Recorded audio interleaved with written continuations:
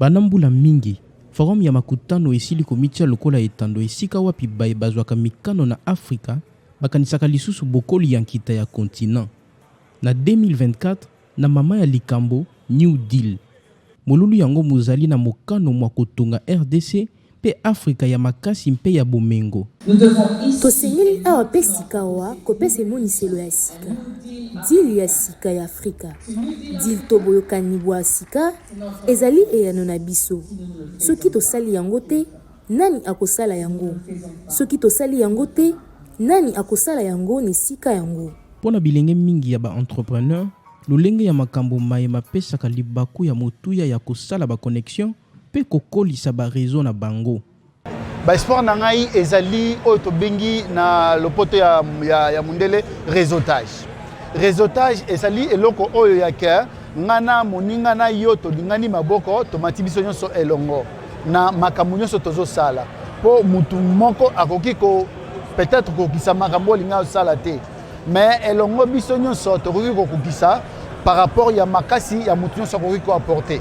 Voilà, espoir nanga na forum makutano awa ezana nous plaisir makasi pona biso par rapport au fait que forum oyo est valorisé na nous ba jeunes entrepreneurs congolais oyo ba pesi biso ba invitation spéciale tindenge toye. Alors engagement na espoir na biso eza que toza vraiment déterminé ya komona makambu échanger na mboka na biso surtout na perspective ya ba 10, 15, 20, 30 prochaines années oyo eza et espoir oyo eza que to nouer ba partenariat ya sika to échanger na ba potentiel investisseur ba partenaire pour que to accélérer innovation développement ya tout ce qui est technologie na mboka na biso.